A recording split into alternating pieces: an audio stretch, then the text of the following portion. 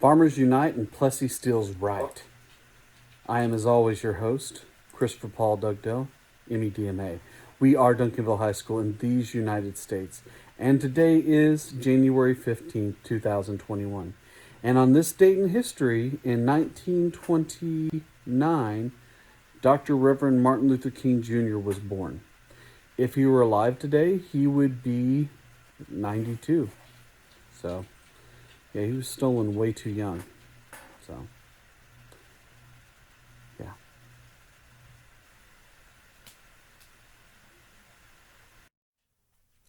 So, let's go ahead and talk some unions today. We'll start off with one of the more interesting people, which is a guy who's not curly headed at all, and that's Terrence Powderly.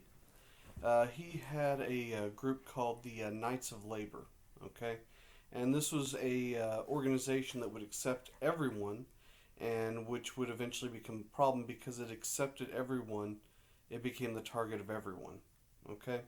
So he was in favor of doing boycotts instead of strikes, so people would keep working. They hired skilled and unskilled workers, all sexes, all races. So in a time period where women weren't getting any type of recognition or support in society, uh, they were accepted into the Knights of Labor. In a time where an African American was not accepted really anywhere in society, they were accepted in the Knights of Labor. And I know sounds like it would go without saying, but even African American women. So it was quite innovative for them to accept anyone into the organization. They demanded 8-hour workdays. They wanted to get. They wanted a national Bureau of Labor statistics, so they could find out how many hours a week they were working in the same field in another part of the country, how much they were being paid, just all these things for negotiation reasons. They wanted equal pay for women, which was really unheard of and more of a joke at the time than anything else. Even today, you're looking at somewhere between around 80 to 90 cents on the dollar. Still not equal. An end to child labor, and they wanted to have worker-owned factories. Now, the worker-owned factories is going to be one of the things that scares people because it sounds a lot like communism. So, it's not. It's going to be quite often in the future that they're targeted for suspected communism.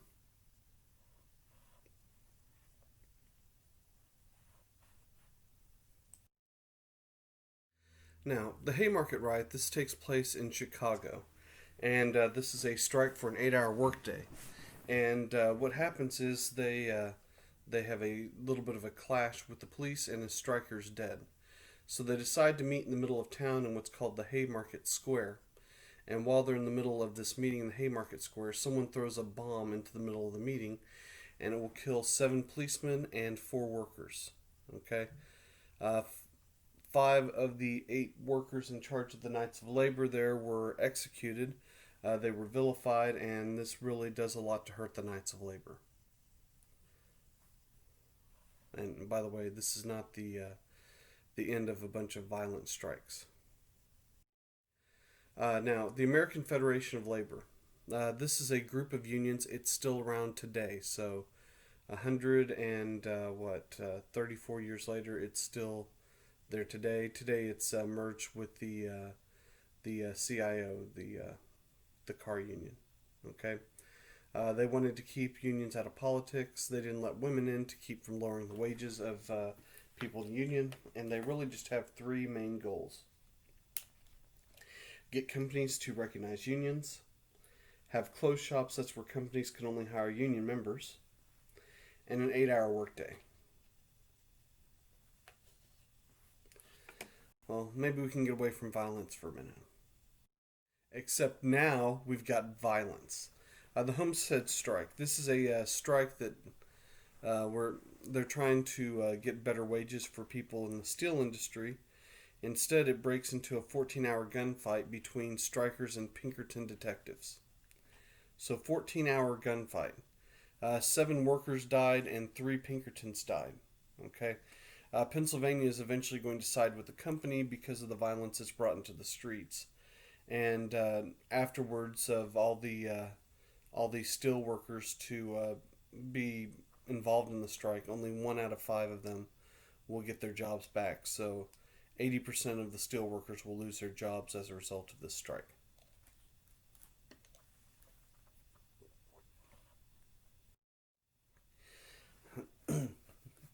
So, in a non-union union event, you have Jacob Coxy there on the left-hand side, who does grow a mustache. It's just a very light mustache, and does have eyebrows. They're just very, very light. He was unemployed, and he got together a group of people that went to Washington, D.C.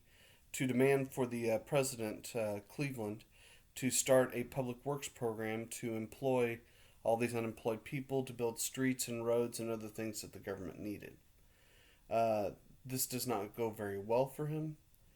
He and other leaders were arrested for trespassing, and this whole movement is killed pretty much as it starts. Okay, so the Pullman Strike. This is one of the bigger strikes that we'll talk about. Eugene Debs was in charge of the American Railway Union. Okay, a massive union, has 150,000 members. Well, the railroad company laid off half of their workers, and they cut wages on the rest of them. So 150,000 people are going to go on strike under Eugene Debs. It stops the railroad completely in 27 states. And Cleveland's going to use what's called an injunction. This is a court order that requires workers to go back to work. Debs is going to go to jail for 6 months for his role in this. The problem is they stopped the mail. And in any time in U.S. history, whenever the mail is stopped, then they will side with they'll be against anyone who's striking. So this happened here. This happened back in 1877, and once again, this will happen in 1980 when the air traffic controllers go on strike. Reagan will fire all of them.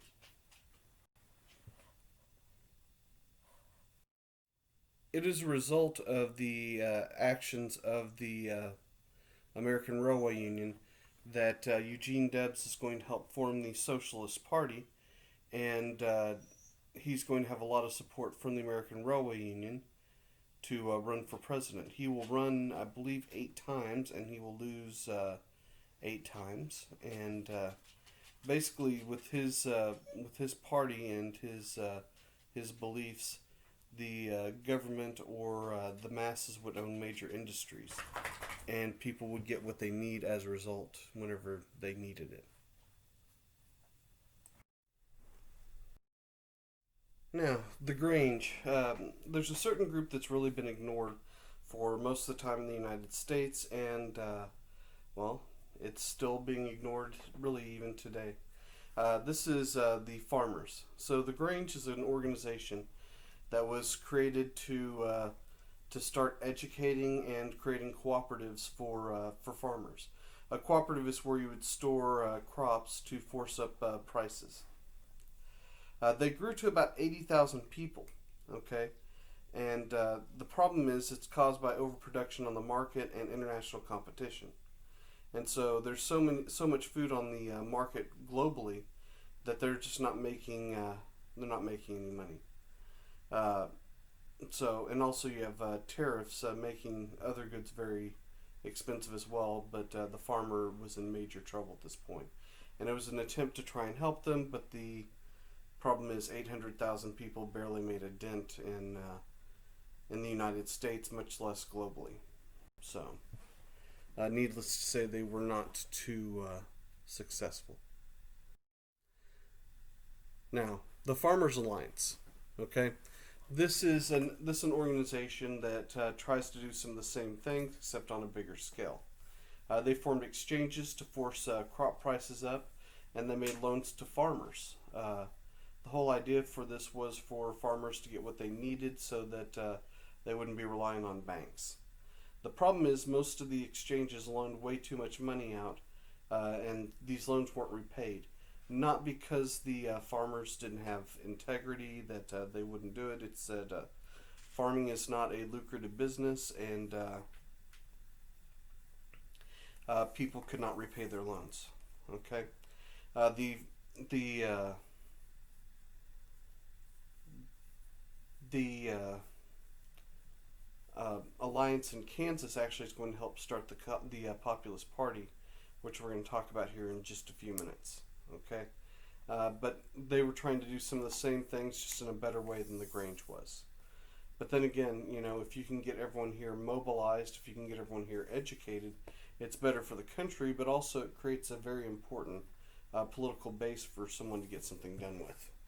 Okay, because there's a lot of farmers at the time, although not as many as there were before the Gilded Age. Benjamin Pap Singleton, he leads a group of African Americans called Exodusters to Kansas. For any of you who are familiar with the story of Exodus and Moses leading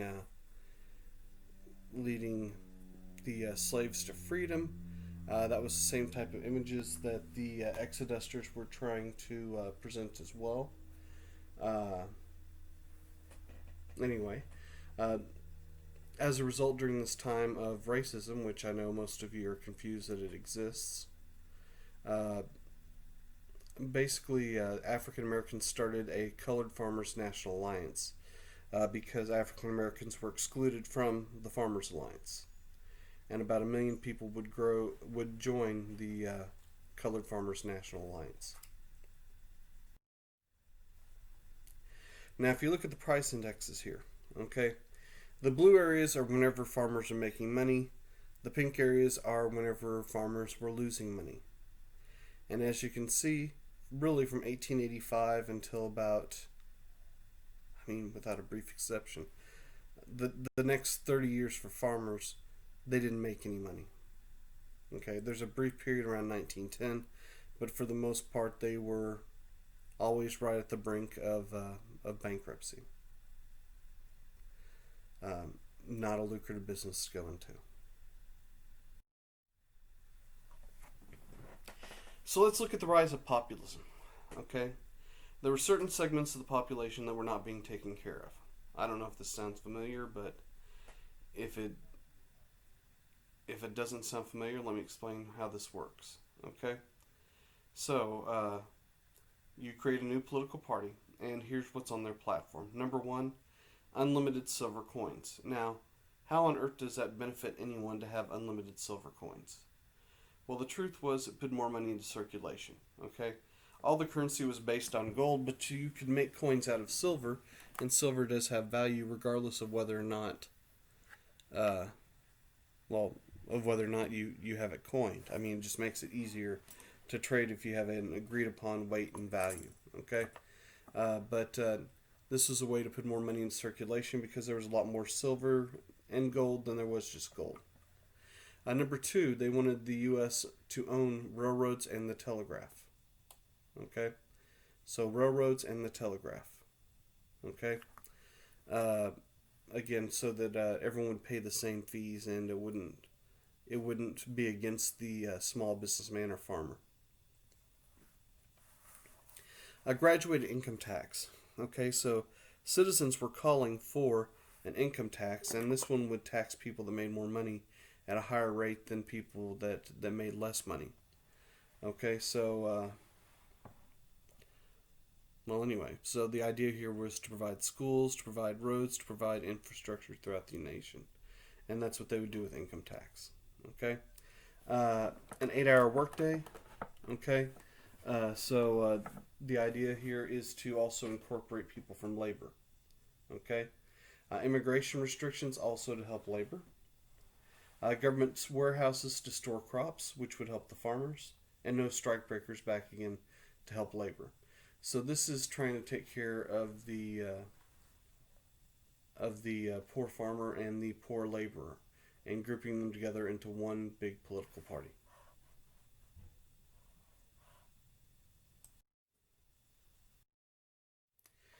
J.P. Morgan, okay, John Piermont Morgan, the head of J.P. Morgan Financial Institution. Okay, uh, he is not part of Chase. That merger did not take place until 2001. Okay, so that's whenever the merger with Chase went through. So it's just J.P. Morgan at that point. He makes this major financial empire by loaning people money to start their own businesses. That's how he made money, and he would seize companies that did not take care of their business. At one point, the U.S. is in trouble with a lack of gold, so he will loan the U.S. $65 million in gold, or give them $65 million in gold, and he gets a $7 million commission for doing that. The influx of Morgan's gold, though, will restore confidence in the nation's banks and keep a major set of bank runs from happening. Eventually, he's going to buy Carnegie Steel and turn it into the first billion-dollar corporation. And he also was kind of a jerk, and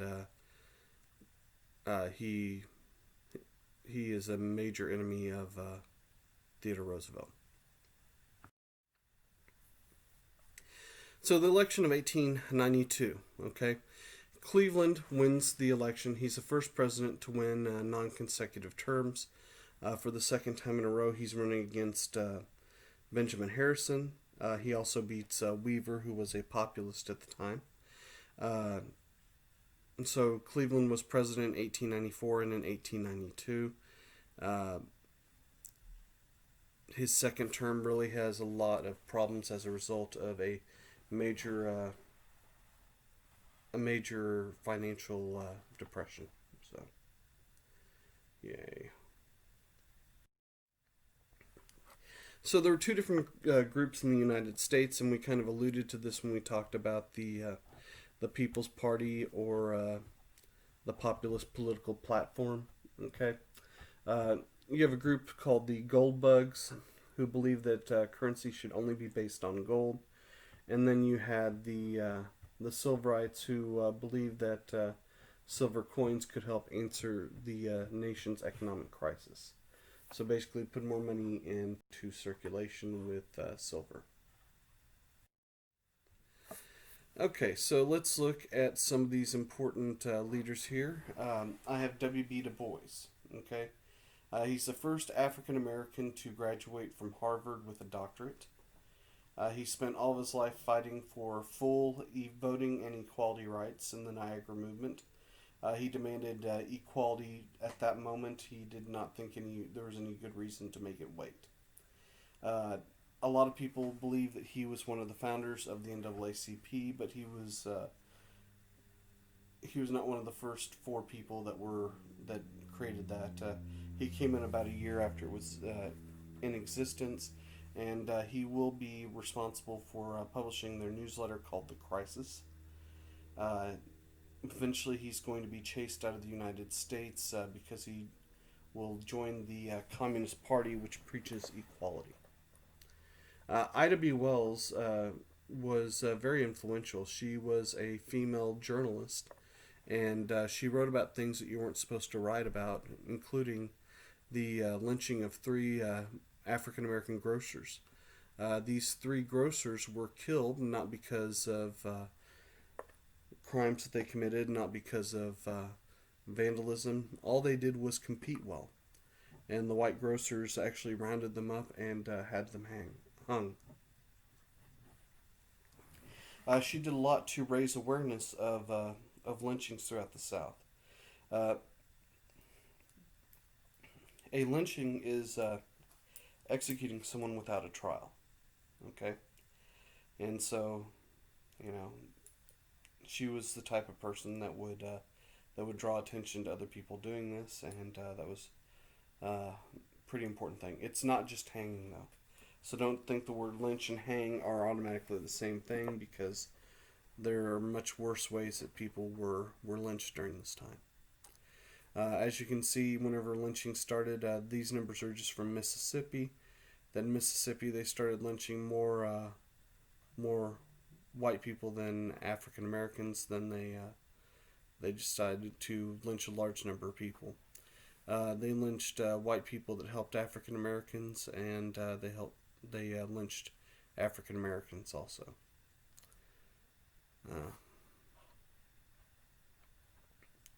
Yes, I will move forward. Booker T. Washington. He founded the Tuskegee Institute, which was the first college for African Americans. He was a former slave, but what made him very controversial were the views that he stated in the Atlanta Compromise that said that African Americans should accept segregation and focus on economic and education. Okay, so basically accept segregation, which was extremely unpopular for anyone who was paying attention to what I just said.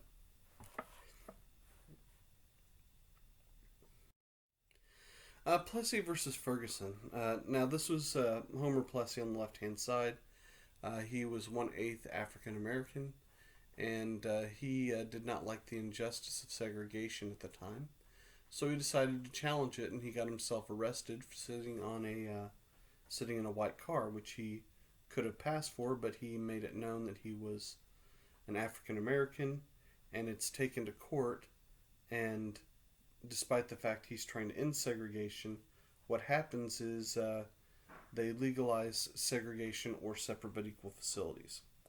So you could have segregation if there were facilities that were equal, although separate.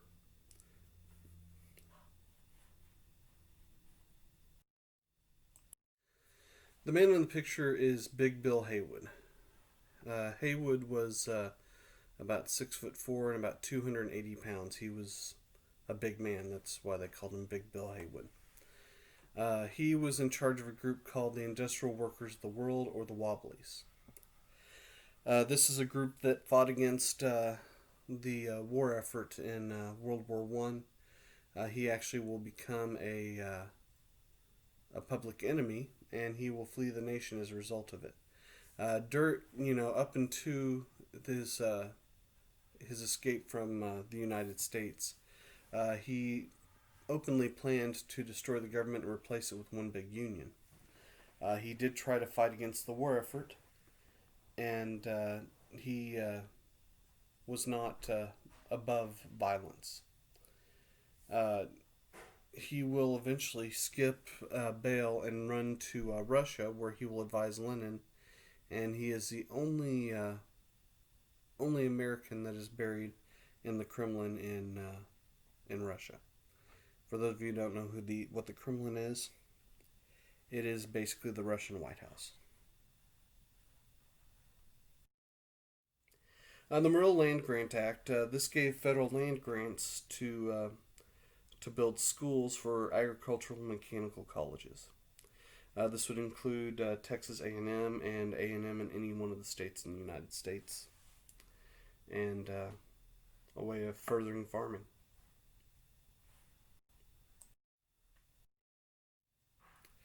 And that leads us to the end of today. I hope everyone's having a great day. I look forward to talking to you again soon. So, 2 more days left in this unit. Have a great one. Don't cocaine, don't AIDS, and try not to COVID. No, don't COVID.